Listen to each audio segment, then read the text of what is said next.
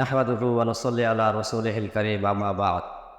ইবনে মাজাহ শরীফে সহিহ সূত্রে বর্ণিত হযরত আবু হুরায়রা রাদিয়াল্লাহু তাআলা আনহু থেকে বর্ণিত হাদিসে নবী সাল্লাল্লাহু আলাইহি ওয়াসাল্লাম ইরশাদ করতেছেন, মা মিনকুম মিন আহাদিন ইল্লা ওয়ালাহু মানসিলাত, মানসিলুন ফিল জান্নাহ ওয়া মানসিলুন ফিন নার।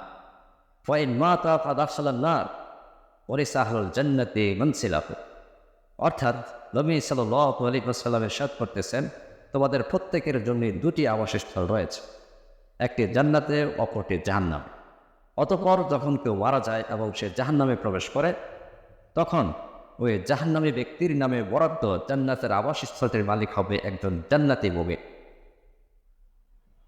এখন আমাদের জানার বিষয় হলো, হাদিসে বর্ণিত জান্নাতি মুমিন ব্যক্তিটি কে হবে, যিনি নিজের জান্নাতের মালিক হওয়ার পাশাপাশি জাহান্নামী ব্যক্তির নামে বরাদ্দ জান্নাতের আবাসস্থলের মালিক হবে। So, who gonna be owner of the tables? তাফসিরে তাবারি এবং ইবনে কাসিরে এসেছে, পবিত্র কোরআনের সূরা মুমিনুনের 2 থেকে 9 নম্বর আয়াতের মধ্যে যে 6টি গুণ উল্লেখ করা হয়েছে, এই 6টি গুণ যে ব্যক্তির মাঝে পাওয়া যাবে, সেই ব্যক্তি হবে ওই জান্নাতের অধিকারী, ওই জান্নাতের ওয়ারিশ। এখন আমি আপনাদের সামনে সেই 6টি গুণ বর্ণনা করব।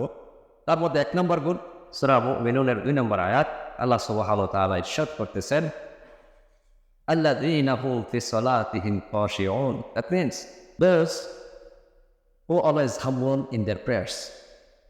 অর্থাৎ ওই ব্যক্তি যিনি তার নিজের নামাজে আন্তরিকভাবে বিনীত। 2 নম্বর গুণ, সূরা মুমিনুনের 3 নম্বর আয়াত, আল্লাযীনা হুম আনিল লাগwi মু'রিদুন। That means those who always keep away themselves from all kinds of undesirable words and deeds. অর্থাৎ ওই ব্যক্তি যিনি সর্বদা নিজেকে অনাকাঙ্ক্ষিত অশোভনীয় কথা ও কর্ম থেকে নিজেকে বিরত রাখে।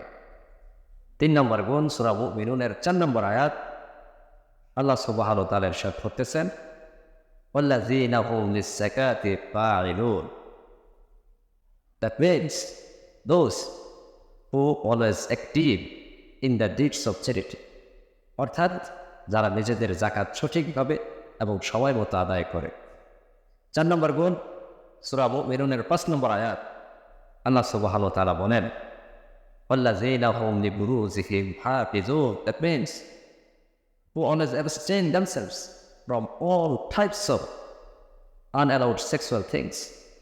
5 নম্বর গুণ, সূরা মুমিনুনের 8 নম্বর আয়াত, ওয়াল্লাযীনা হুম লিআমানাতিহিম ওয়া আহদিহিম রাউন। That means those who always observe their trust and covenants faithfully.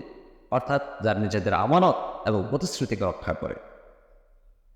সর্বশেষ গুণ, অর্থাৎ 6 নম্বর গুণ, যা পবিত্র কোরআনের সূরাতুল মুমিনুনের 9 নম্বর আয়াত, আল্লাহ সুবহানাহু ওয়া তাআলা বলছেন, ওয়াল্লাযীনা হুম আলা সালাওয়াতিহিম ইউহাফিজুন। That means who always strictly guard their prayers. অর্থাৎ যারা নিজেদের নামাজের রক্ষণাবেক্ষণ করে। উলাইকা হুমুল ওয়ারিসুন। They will be the successor. তারাই হবে ওয়ারিশ, তারাই হলো প্রকৃত ওয়ারিশ। অর্থাৎ নিজেদের জান্নাতের পাশাপাশি তারা আরেকটি জান্নাতের ওয়ারিশ হবে। সুতরাং আমাদের উচিত, আমাদের কাজ হলো আমাদের প্রত্যেকের মাঝে যেন কোরআনে উল্লেখিত 6টি গুণ অর্জিত হয়ে যায়, সেদিকে সজাগ দৃষ্টি দেওয়া এবং নিজের জান্নাতের পাশাপাশি অপর একটি জান্নাতের ওয়ারিশ হওয়া। এই কারণে আল্লাহ সুবহানাহু ওয়া তাআলা বলেছেন এই সূরার প্রথম আয়াতে, ক্বাদ আফলাহাল মুমিনুন। The believers must win. অর্থাৎ মুমিনরা অবশ্যই সফলকামী হয়েছে। এই মুমিন হচ্ছে ওই মুমিন যিনি এই 6টি গুণ ধারণ করে নিজের জান্নাতের পাশাপাশি অপর একটি জান্নাতের উত্তরাধিকারী লাভ করেছে। আল্লাহ সুবহানাহু ওয়া তাআলা আমাদের সবাইকে নিজের জান্নাতের পাশাপাশি আরেকটি জান্নাতের ওয়ারিশ হওয়ার তৌফিক দান করুন। ওয়া মা তাওফীকি ইল্লা বিল্লাহ।